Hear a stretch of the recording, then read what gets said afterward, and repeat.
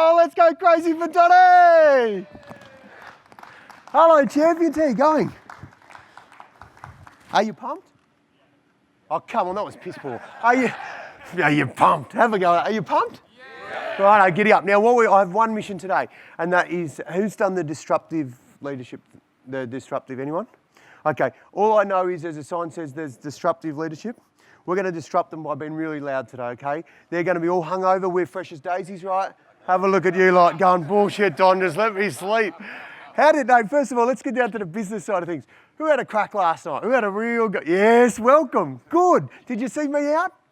No, because I was good. I got home at about past. Not sure exactly what past was, but I had a bloody great time. Like, how good was that band? Did anyone think they were awesome?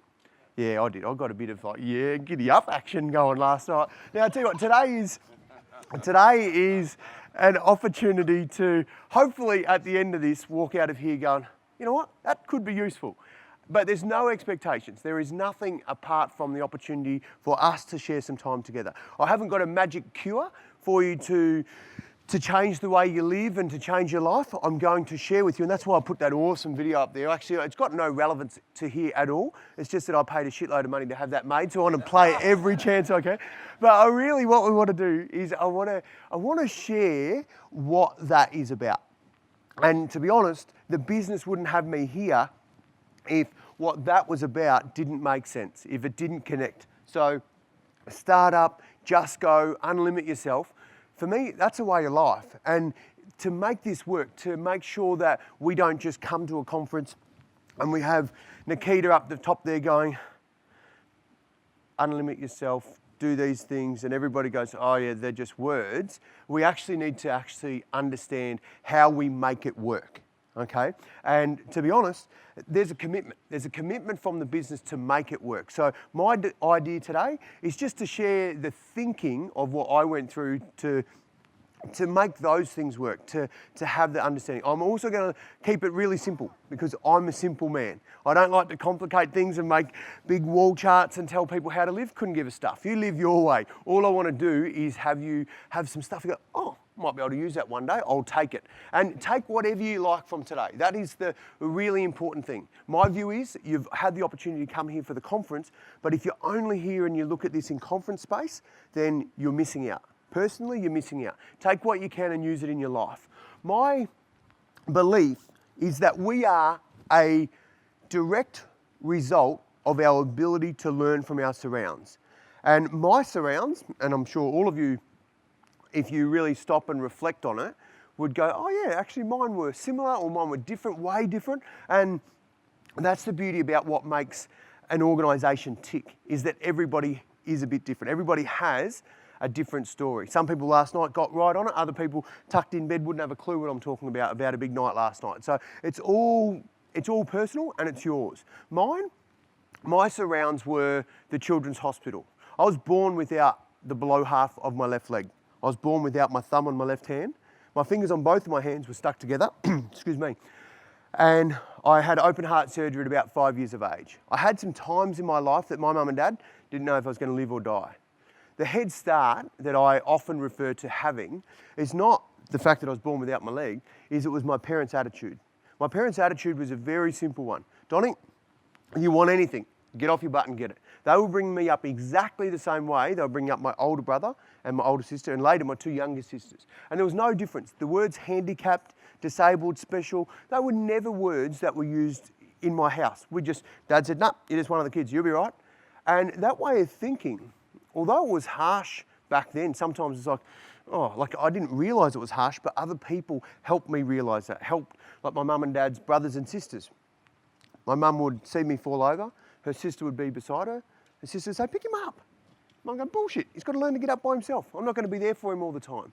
And when people see that and they see that this is the approach you're taking to life, some people can be really, I suppose, rattled by it and think that it's too harsh. But my mum, if anything, was really strong by saying, nah, this is how it's going to be.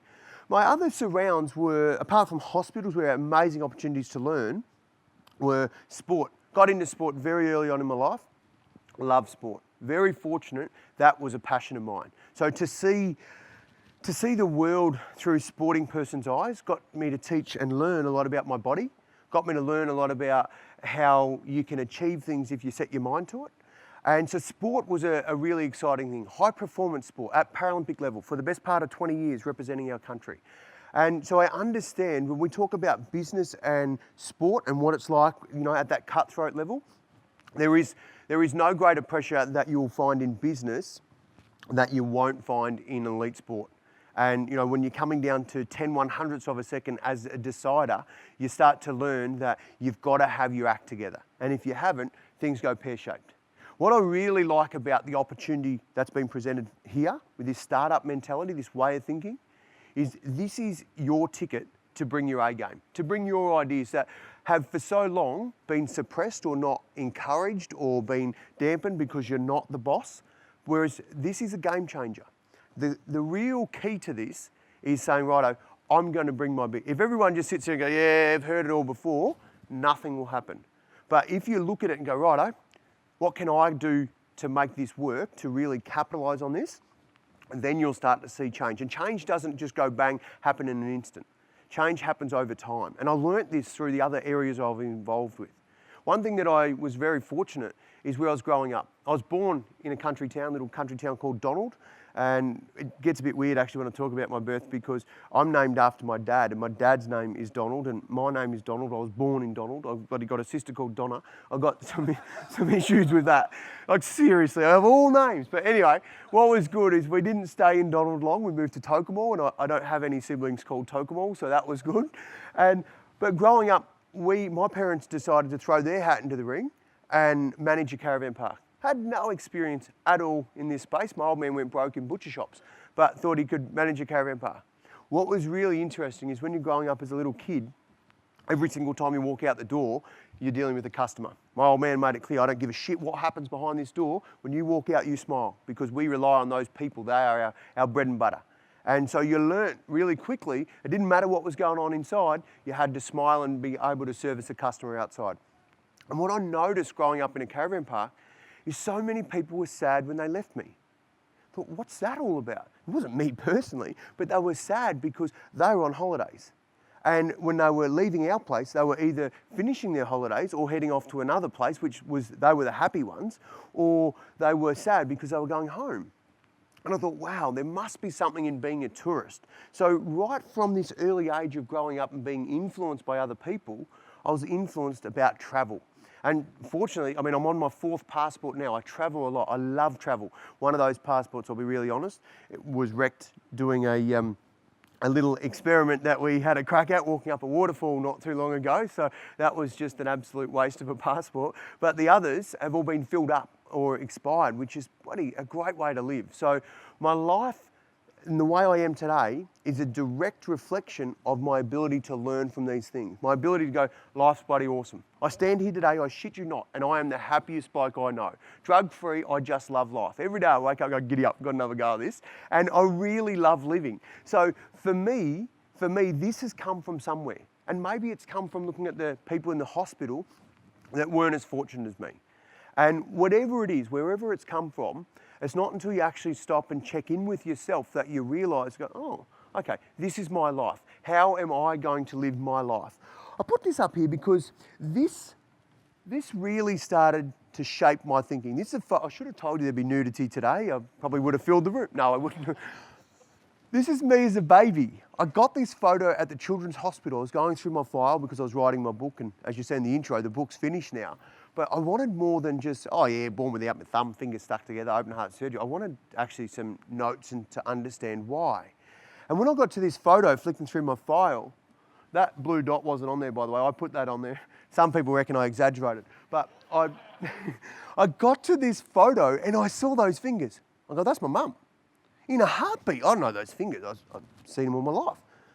But up until that point, I actually don't think I'd ever connected and gone, wow, the day of my birth, sure, my mum was there, but when you actually think about it, they go, what did her life do? What happened to her life the day I rocked up? Because they had no early warning, no ultrasound. Say, Don, Rosie, by the way, your 3rd kid's missing bits, going to take a few hospital trips and, it's going to be different from the other kids. Nothing. Yet, as far as I can recall, my mum's always been there for me. gave me the clip around the ears that I need, gave me a few I didn't need, but has always been, I thought, what a bloody awesome woman. So I went outside and I rang her up and said, Mum, I said, you're a bloody legend. And she goes, yeah, I know, Donnie. And she's pretty cool, my mum. She goes, what have I done now? I said, you've just been there for me. I don't know that I've ever thanked you for just being there, just for all the headaches that you must have had because of me that you didn't have because of the other kids. And they gave her a few headaches too, but not the same type. And I think what happened at that moment is I started to check into my life. I thought, wow, my mum's contributed. I'm pretty happy. My mum's pretty happy. Who else has contributed to my life? And then I started going through the people, school teachers that helped me understand shit when I was totally lost. I started having a look at coaches that were having an impact on my life, that knew what buttons to press and when. And I started thinking about the contributors to my life. I made an effort to go back to many of the ones that had that positive impact, because there's a people that will impact your life. And if you never see them again, it's too soon. And it's okay to have those people. They come in and they go. But what I understood is that this was my life, and I was starting to have a choice about who was going to actively play a part in my life. And when you choose stuff like that, when you start to take control, life gets a whole lot more exciting, because you're no longer stuck doing what everybody else tells you to do. You're no longer believing that it's this way or that way. It's your choice how it's going to be. So an opportunity like startup is like, well, this is a fresh opportunity for me to bring my game to this. So I'm a massive fan of accepting what it is. And until you do that, until you go, right, this is the card that's been dealt to me. The card that dealt to me says that every day for the rest of my life, I'm going to wake up in the middle of the night, I'm busting go to the dunny. I'm either going to put my leg on or I'm going to hop to the toilet. In the morning, I wake up, I hop to the toilet, have my shower on one leg, hop back to my bed, put my leg on, and then I walk. I've got a choice right then. When I'm looking down at my artificial leg, putting it on, I either choose I'm going to have a great day or I'm going to have a challenge to have a great day. And having a challenge to have a great day is not a choice I make, but if my leg's sore, that's what's going to happen. But my intention is to always have a great day. So how I get to do that is by simply focusing on the fact that I've got one good leg. If I've got one good leg, what bloody reason do I have to be complaining about getting out of bed? I know there's people with no legs. A couple of my good mates got no legs at all. A couple of my mates got no arms. I think, geez, it's pretty good having two arms. So I look at things in the positive. I spend my energy looking at the positives. The negatives are still there, but they don't need me to focus on them all the time. This is me as a kid. I grew up dreaming about playing football. I was going to play for Collingwood, the mighty Magpies. I thought, it's going to be great, and I'm really glad I did grow up. I hate Collingwood now. But as a young bloke, I thought, this is me. So I grew up literally like every other kid. What I realised is if I was going to achieve anything in sport, I had to stop dreaming about it and actually had to set some goals. And what I found is as soon as I set goals, it was easy to get out of bed. It was easy to get out of bed because I knew why I was getting out of bed. I had a purpose every day. And that purpose, sometimes my goals, like I think in 4-year cycles. Some people today can't think past lunch. But the truth is, for me, my way of thinking is always about going, okay, what do I want to achieve? And if it's a long-term goal, I love having something to look forward to. It just helps make my life every day a whole lot more exciting. So continuing to have goals in my life has helped me a lot by having things to strive for. And sometimes I think we as humans overcomplicate things way too much. We talk ourselves out of opportunities. Me, I only ever ask 2 questions when an opportunity presents. The first question, which is a pretty important one, is this going to kill me? I figure that's a good question to ask. The only other question I ask is it going to hurt me or somebody close? I can't be stuffed going through life dumping pain on people. So, and I'm not talking about a bit of hard work, I'm talking about pain. So if I can avoid going through life hurting people, then I'm pretty happy with that. My life is filled with different things because I don't say, no, I'm not going to do that because I'm not qualified or I haven't done it before. I go, yep, not going to kill me, not going to hurt, I'll have a crack. My old man said to me when I was asking him about it, Dad, I'm not getting fit as I would like. I'm training 12 times a week, but I think I can be fitter, I can be stronger. And when you're aiming to be number one in the world, you don't want to have any excuses. You want to walk out there, you want to be one of the biggest, you want to be one of the fastest, you want to be one of the strongest. You want to know you've done everything. My old man said, take up boxing. I'm going, righto. So I spoke to my coaches, I took up boxing. I went along and met Johnny Hoyne. Johnny Hoyne taught me how to box, how to use the ceiling to floor ball, the speed ball, literally how to be a boxer. The one thing all the boxers did every night is they'd go and get their skipping rope and they'd go outside and they'd skip I couldn't skip. Never been able to skip in my life. And it annoyed me because I actually felt for one of the very few times in my life, I actually felt like I matched the definition of disabled that was in the dictionary. And I thought, that's bullshit. I'm not like that. I'm like one of the other kids. But because I couldn't do it, it frustrated me. So like anything, when I'm not sure, I go and ask questions. I went off to Professor Leg, the guy who makes my legs, and I said, his name's not really Professor Leg, that's a nickname because he makes bloody good legs. I said, Professor, how come I can't skip? And Professor said, oh, Donnie, amputees don't skip, mate. It's too much on your stump. Righto. Went and seen Doc Millans. Doc Millans is an orthopaedic surgeon. He chops legs off for a living. Does a good job. I said to the doc, Doc, how come I can't skip? He goes, oh, Donnie, amputees don't skip, mate. It's too much on your stump. I said to my mates, I said, can you lot skip? And they go, nah, amputees don't skip. Donnie, I said, wait, too much on our stump, right? Righto. I went back to Johnny. I said, Johnny, how come I can't skip? He said, because you haven't learnt it yet. I said, is that it? He goes, yeah. I said, well, I better learn it. So I went outside, grabbed a skipping rope, and had a crack at skipping. The first time I did it, I fell over 4 times. Hung my skipping rope up, said, stuff that, skipping's overrated. I got to the point that I taught myself how to skip. This is me skipping on my back deck at home. And you know when you see someone who can skip and they're really good and they do this and a bit of the fancy stuff on the side and crisscross? I was going to do that right there and I tripped over. So I didn't put that in. I took my skipping rope out to the professor in Sydney. I said, Professor, come with me, mate. And I showed him. He goes, oh, Donnie, that's good, mate. He goes, I've got a conference coming up. All the doctors in New South Wales will be coming to this conference. I'd like you to come to it. I said, Professor, you make my legs. I go to conferences around the world all the time. I'll do anything for you. What would you like me to say? He said, I don't want you to say anything. I just want you to skip. They flew me from Melbourne to Sydney, I shit you not, just to stand on a stage and skip, mate. I could not believe it. And you reckon this is a junket. No, you don't think that. But it was unbelievable. So I'd say it's okay to ask questions of everybody else, but we have to ask the same questions of ourselves. And that's when you get an answer that you may or may not be expecting. That is not urine, by the way. It's pure sugarcane. And when I first tasted it, I seen these people drinking. I thought, oh, I don't know if I'd do that. But then again, the old 2 questions, is it going to kill me, going to hurt? Nah, I'll have a crack. It was bloody beautiful. So this is my way of living, is to make sure that every day of my life, there is something new for me to do. What I'd like you to do on the count of 3 is I'd like you to say what you see. 1, 2, 3. Let's say it out loud. We'll say it together. Ready? 1, 2, 3. It's funny because my mate showed me this and he goes, John, say this. I said, opportunity is nowhere. He said, say it again. I said, opportunity is nowhere. He said, say it again. I said, opportunity. Because I thought he was deaf. And then he did this and go, oh, you bastard, I didn't see that. And it's funny because I'm the most optimistic, positive person I've ever met. And then I couldn't see what was right in front of me. And not the fact that I was wrong, because they're both right thanks to the beauty of our English language. But what is amazing is that we can be looking at the exact same thing and see something different. And that's okay. As a matter of fact, that's important to recognise, particularly with this startup mentality, is we're going to see things that are going to come at you and you've got to be willing to look at it in other ways than the first way you see it. And if you can do that, that's when this place will really rock. I think about what we are doing. We are doing the opportunity we've got to unlimit ourselves. I was very fortunate to have an experience just recently to unlimit myself, and I did it with a group of awesome human beings. And what it was to do the Kokoda Trek.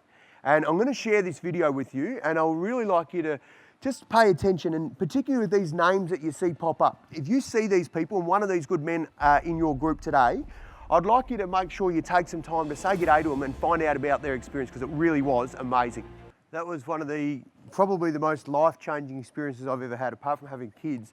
It really just had a massive impact, and to be able to do it with people in the organisation was really just an awesome experience for me. But what I also valued greatly out of doing it is that was just part of it. The other part was that we actually put together an opportunity to raise funds for seriously ill kids and their families, and the target was $8,000, and it's over $20,000 we raised in doing that. So, and obviously there's well, not so obvious, but there's a connection with the business as well with that, and it was just really awesome to be able to contribute to something that was going to change other people's lives at the same time changing your own. I actually had this leg made, and the base of this foot, this is what I used for it. The base of this was come out quite wide, and when I took it back, this is what was left of it. And this is literally, it's hard to say. We'll show you from what it started, but this is trashed, and it took a massive toll, like on an artificial limb like this. I actually took this back to the leg place, the Professor Leg, and I said, mate, have a look at this. And he goes, oh shit. And he said, mate, we get these come back a little bit damaged after 2 years, but nothing like that after 1 week. So I was pretty happy to be able to rattle him a bit and show him what we were able to do. But I think the other thing I want to do, and we're going to do it now, is, boys, I'm going to try and flick this back because I want to go back to the video. There's something that you guys are going to see that I'm going to show you. We'll go back to the start of the video and I'm going to play it again. I'm going to point out something. It's really important because our MC, McDuffie, was on the trek, and he was instrumental in leading it. So when I get to a point, I'm going to talk you through it this time, so we'll start it now. We actually don't need the music. I'm going to talk you through it because when we get to a point, it's really important that you see where Mick goes arse over tit into the water, and so that you can point that out to him during the day, because I think that he would really like to hear that you've all seen him go into the drink. So, but also what we'll do is we'll just kill that music if we can, fellas. What we'll do is I just want to just pay attention to Mel here as well. Mel's in your group, and the opportunity to do it with Mel and to share time with these people, I got a lot out of it. I strongly encourage you and particularly the other guys and Jo, the only female in the group that was on there, just get around them at some point, even if it's not at this conference, but over time, and find out what they thought of it. And really, Kokoda was just an example of one way to unlimit yourself, and a brilliant example, but I can't stress enough about doing this type of stuff in your life. And it doesn't need to be trekking. It can be anything that floats your boat, but something that really challenges you. And that's where I think we learn as humans the most.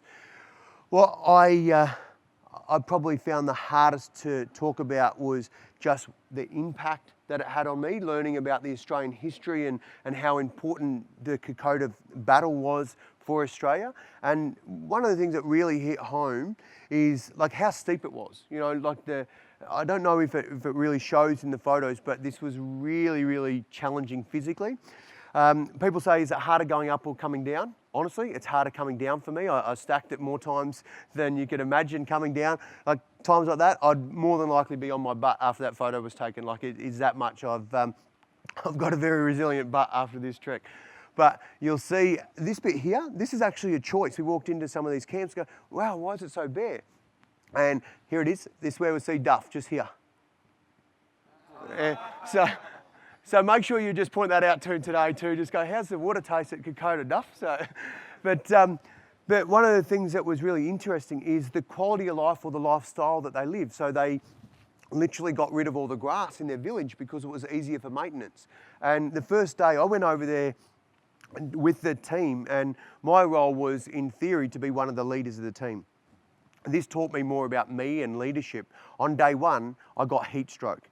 Halfway or after lunch, just before going into camp, about 15 minutes before going into camp, I couldn't walk more than 20 meters without having to go down on my knee.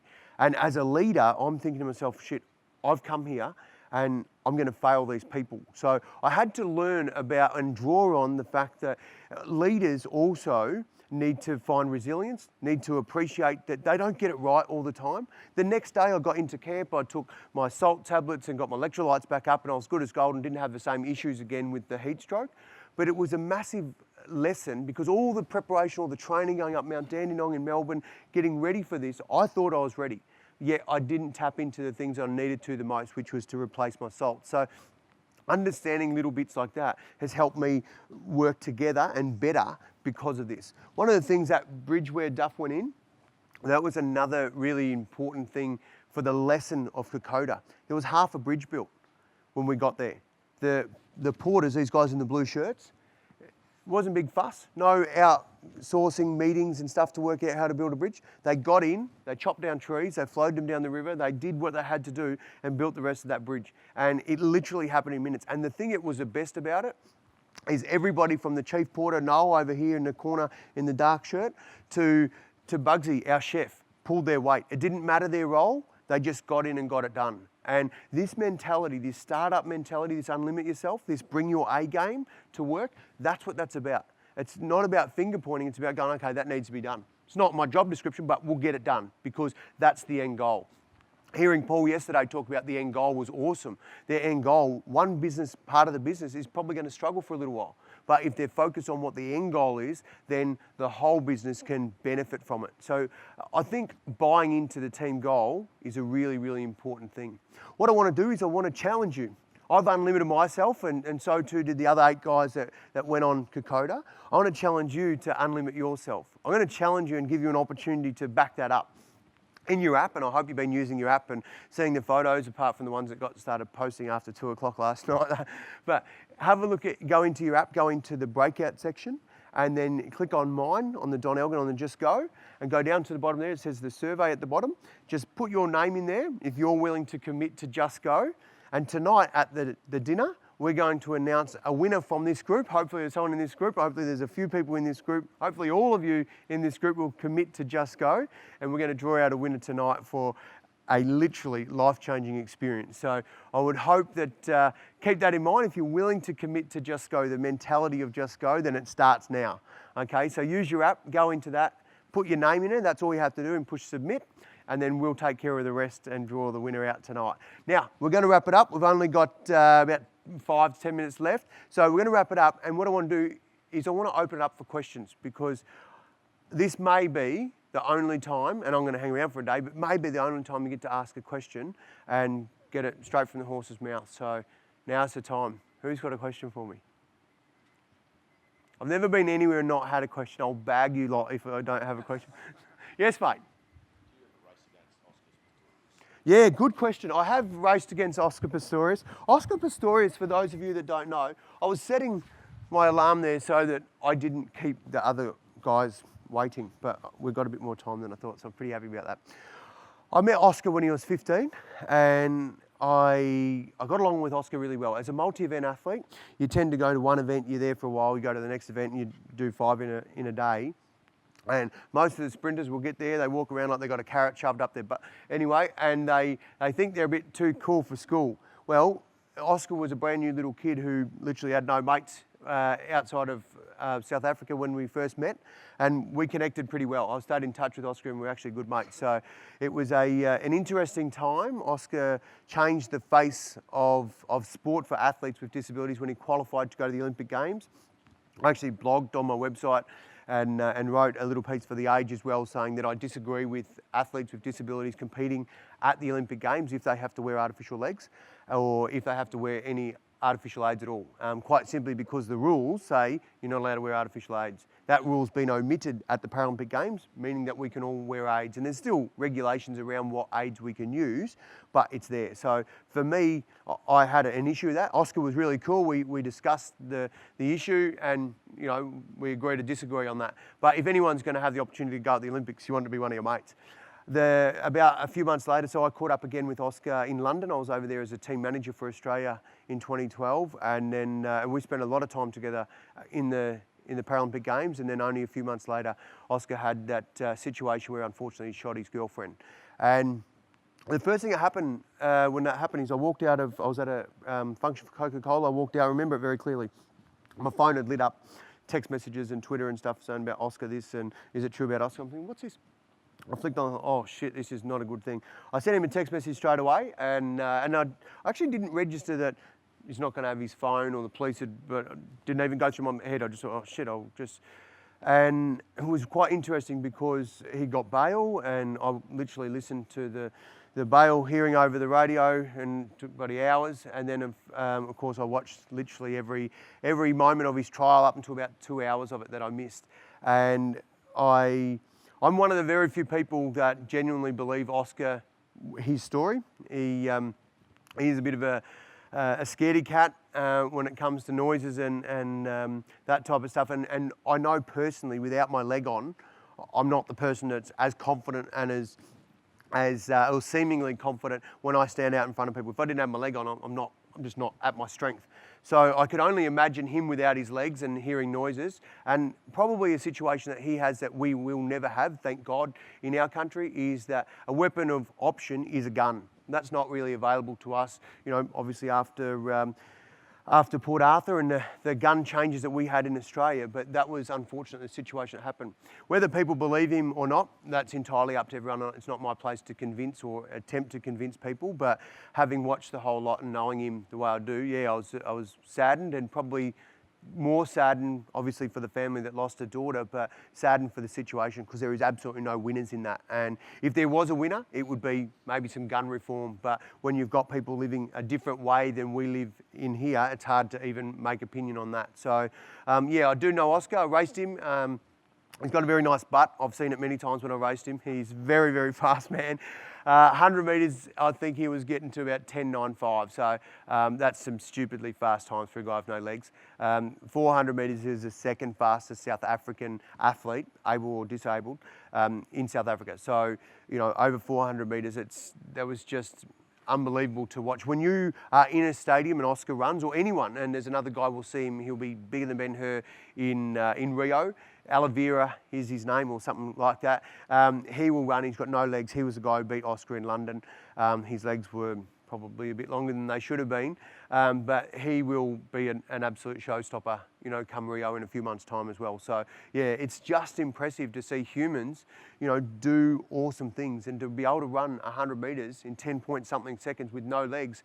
It doesn't matter what language you speak, that's bloody impressive. So yeah, I do know him, and I'm very impressed with him as an athlete. And unfortunately, you know, his legacy now for life will be based on that, instead of, you know, only a few months earlier, he had an entirely different fate that was determined for him as his legacy. So yeah, interesting time for him, and it's not done yet.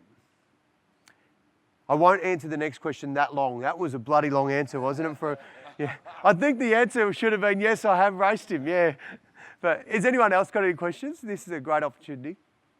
By the way, I've got a present for you too. This is for the best question. So far you're winning. This is a bookmark, probably the best bookmark you'll ever see. It's actually a copy of my book. I might be a bit biased, but anyway, I hope you check it out. And it's all my details are on the app, and certainly please, you know, if you get an opportunity to think that you might be willing to just go, there's a real reality to having to. This just go mentality is, it happens. You don't procrastinate, you don't sit on it and think about it all day, you just go bang, okay? And that's the way of thinking that needs for you to adopt if you're actually going to make this a winner. Now, any other questions? I'm very mindful, you're very well. I rushed through this morning thinking there might be lots of questions. So who would like some Panadol? Unfortunately, if I do that, I'm done. I can't give out drugs. I'd like to think that I could give you some and help you, but I can't. Mel, how did you find Kokoda? I'll put you on the spot here, mate. We haven't. That was brilliant. Yeah, you're right. You actually don't know how far you can push yourself until this. And there's times where we're both knackered. I remember one day we were sitting there talking, we're going fast. And you're sitting there going, I am too. Yeah, it was universal, that feeling. But that's it, but you just get on with it. Yep. So you just have fucking breaks and that's it. So you don't really know your own limit until So looking at that, you could be mistaken for thinking we went camping for a week, and it was fun and really easy. But what can you take from that, do you think, that collectively as a workplace anyone could benefit from? For me, it was about Being in the moment? Yeah, exactly. Because there's times like in life where you go home, on the phone, sit and read the paper, whatever, and you have kids and missus at home, you can't ignore it. Here, as soon as you took your eye off it, you're on your ass. Yep. And as I said, my ass is still padded from that. But that's the thing. So this one is, so you had to be concentrating the whole time. So for me, it was about if you're at work, you're at work. If you're home, you're home. Yep. And that's the key. So, I think that's a brilliant thing, and it's probably one of the things that jolted me a few times is being in that moment. And you're dead right, because when you weren't, you sort of look up and you just take it easy. And the terrain was so unforgiving. So you'd be walking on tree roots, or you'd be walking on clay or rocks, and then bang, you just slip over. It was just, and what was really frustrating is when we were struggling so much, and then you see one of the porters come back with a big backpack in thongs, just walking out. You go, oh, get stuffed, you know, like just making it look so easy, because that's their home, you know, that's what they do. But it was challenging. I think being in the moment was one of those things that helped me particularly when I get home, I have this wonderful thing. I ride a motorbike most days. I've got an FZ 1000 and it goes like a bat out of hell. And this one day, and I'm one of those riders that just go between the traffic, get to the lights, I'm gone. You know, I'm not sitting in traffic, can't be stuffed. And anyway, this one day I thought, right, I'm not going to break a single law today. I'm just going to do everything right, not speed, not go, nothing. It was a long day. Anyway, I'm riding home, going down the Peen Highway. I live in Dingley, and I'm going down the Peen Highway and just being in my lane, being good. And next minute, someone just pulls straight into my lane and nearly wipes me out. No indicator, no looking, no nothing.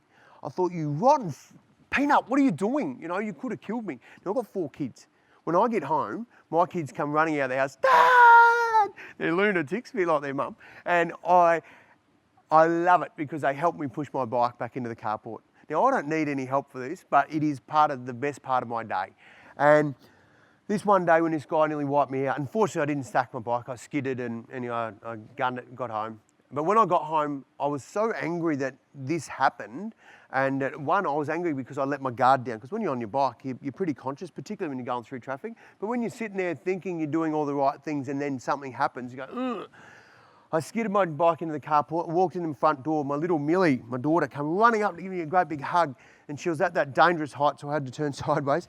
And I looked down, and here's this little kid about to cop the brunt of my frustration, and she'd done absolutely nothing wrong. I thought, that's bullshit. I turned around and I hung my keys up beside my door where I hang them up, and I looked at my front door. And at that moment, I decided that every single time I walk through that door, I'm going to leave my baggage behind. No matter what happened, before, doesn't matter. What sort of day I've had, doesn't matter. When I walk through that front door is my opportunity to reset my mind and say, right, I'm now in dad mode. I'm now ready to be home and be in that moment. And what was interesting is I started doing that and I thought, wow, this is pretty cool using this door to reset my mind. And it does, it works. I thought, how many other doors do I go through in a day? And so I started counting how many doors I go through in a day. Bedroom door, bathroom door, toilet, lounge room, kitchen, into the car, into the elevator, all these doors into work. So holy crap, all these opportunities to use doors to reset my mind. And it becomes so powerful that I started taking photos of doors. I think I got ASIO, like keep an eye on me now, because I see a good door, oh yeah. I take photos of big double doors. I see double doors, oh, I like that, a nice big one, that's good. And I think to myself, oh, I've got these, I'm coming through here with a big smile. I'm gonna give you a tip. Don't be coming out the toilet if you like the big double door on the toilet with a big smile on your face, because people will judge you for that. But what I can tell you is if you are anything like me, and you start to use doors to reset your mind, I guarantee it doesn't make the problems disappear. It doesn't cure your hangover or make work better. It just empowers you to say, well, am I going to be a victim of circumstance, or am I actually going to be who I want to be and get what I can from the other side of this door? Really, really powerful, and I strongly encourage you to look at doors. And you know, it doesn't need to be doors. I do a lot of these little things just to help me. I have an issue, I told you before, that when I wake up in the morning, I hop to the toilet, to the shower, I get back to my bed typically and I put my leg on. At that point I know if I'm going to have a good day or a bad day. I actually don't know straight away. I know after about this point, about now, after my first step, because if my leg's sore, I'm going to have a challenge to have a good day. If my leg's sore, I'm reminded by it this much. In pain, in pain, in pain. I thought, how do I smile? Because I wanted to smile. Somebody told me years ago, Donnie, the cheapest and easiest way to improve your looks is to smile. So I figured with a head like this, that's bloody good advice. I'm going to smile every day, right? But I couldn't smile when I'm sore. So I figured, how do I do it? I use my watch every single time, bar none. I look at my watch, I smile. That is my cue. So even if I'm in pain, if I look at my watch, it's my cue to smile. And when you do this, what you notice is when you smile, typically people smile back at you. And then you'll feel good about yourself because you know deep down, you've helped them become a bit better looking. So I think smiling every day is an absolute winner. Listen guys, I'm going to leave you with these 2 words. Just go. All the best.